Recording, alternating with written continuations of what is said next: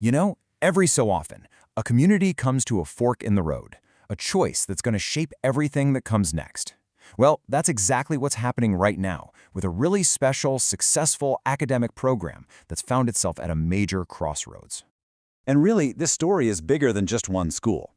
It's about those really tough choices that pop up when you have to balance growth with identity. So today, we're going to dive into the dilemma facing the Mandarin Immersion Program, or MIP as they call it.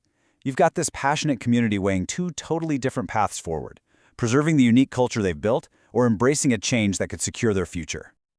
So, the big question is, how did things get so divided? Well, to really get a handle on the conflict, we've got to start with what actually unites them. What's the common ground here?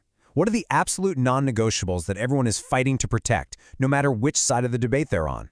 And it turns out, when you look at this survey feedback, 5 core goals just jump right out. This is the voice of the whole community. Everyone, and I mean everyone, wants to protect the program's unique culture. They want to keep their amazing principal and teachers. They need a safe, stable building for the long haul. They're desperate to stick together. And they want an open, honest relationship with the school district. This is what they all agree on.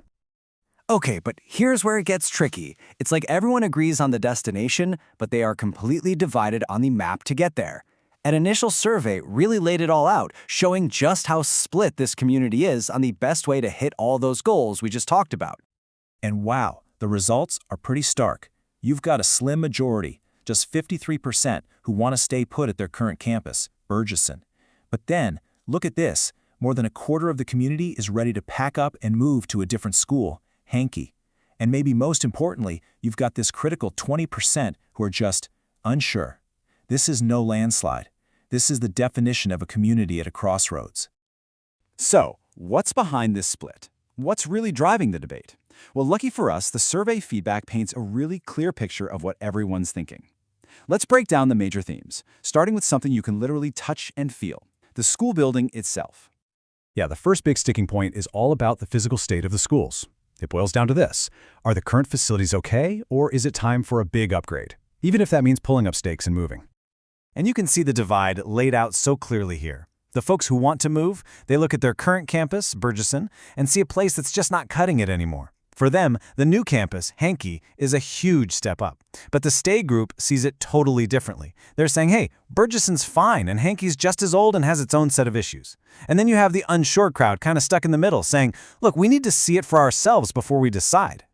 I mean, listen to this quote, describing the infrastructure as crumbling and in terrible condition. That really captures the sense of urgency for the people who want to move. This isn't just about wanting something new and shiny. For them, it's about finding a safe, stable home for the program, and they believe the current building just isn't it. But look, this debate goes way beyond just bricks and mortar. It hits right at the heart of the program's identity. See, a move would mean merging with another school's English program. And that idea has set off some major alarm bells about protecting the special culture they've built. Right. So it all comes down to this fear of losing what makes them, them. The pro-move side says, hey, the heart of our community, the teachers, the students, that's all coming with us. We'll be fine.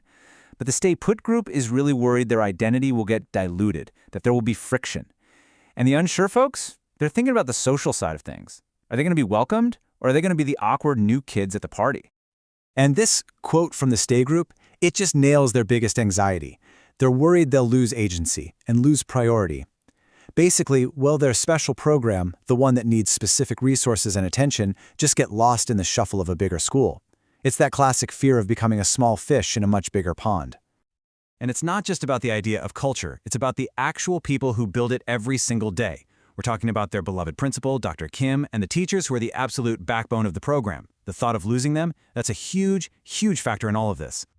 And check this out. This one question from the survey pretty much says it all. Will Dr. Kim remain the principal? For a lot of people, this is the deal breaker. Having that leadership continuity from a principal who just gets the program is completely non-negotiable. For that 20% of families who are undecided, the answer here could honestly tip the scales one way or the other. All right, so moving away from the more philosophical stuff, some of the biggest concerns are just intensely practical. We're talking about the simple, everyday reality of getting your kids to school. And believe me, this is a major, major dividing line. Yeah, this is where the debate gets super personal. For some families, a move to Hankey literally doubles their commute time. I mean, that's a massive change to your daily routine. But for other families, Hankey is actually closer, or it's a way to escape the nightmare traffic at their current spot. There's no single right answer here. It completely depends on your address.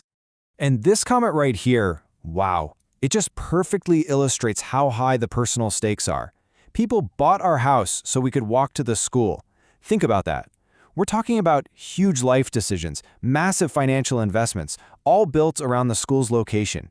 This isn't a minor inconvenience. It's about potentially uprooting the life they very intentionally built for their family. So, with people this divided on everything from the buildings to the culture to the daily commute, how on earth do you move forward? Well, here's the cool part. They're not just arguing, they're organizing. To tackle this head-on, a new parent-led group has formed, called the Bergeson Guiding Coalition, the BGC. And what's great is that their goal isn't to push for one side or the other. Instead, they're all about gathering the facts, exploring every single option, and just making sure every family has what they need to make a really informed decision, together. And they've got a really clear step-by-step plan. First, they're going to nail down all the pros and cons for staying or moving. Then, and this is interesting, they're even researching a potential third option, one the district didn't even put on the table. After that, they'll take all their findings back to the community, get more feedback, and only then will they present a collective voice to the school district. It's a fantastic example of grassroots problem-solving in action. And while all that's happening, you've got another group, the Friends of MIP, working in parallel. They're running a big fundraising drive, which sends a really powerful message to the district. It says, hey, no matter how this debate shakes out, we are a strong, committed community, and we are absolutely worth investing in. So, in the end, the story of this Mandarin immersion program really leaves us all with a pretty profound question, one that almost any community has to face at some point. How do you balance protecting the things you love with the need to adapt and survive for the future? It's that delicate dance between tradition and progress, isn't it? And there's just no easy answer.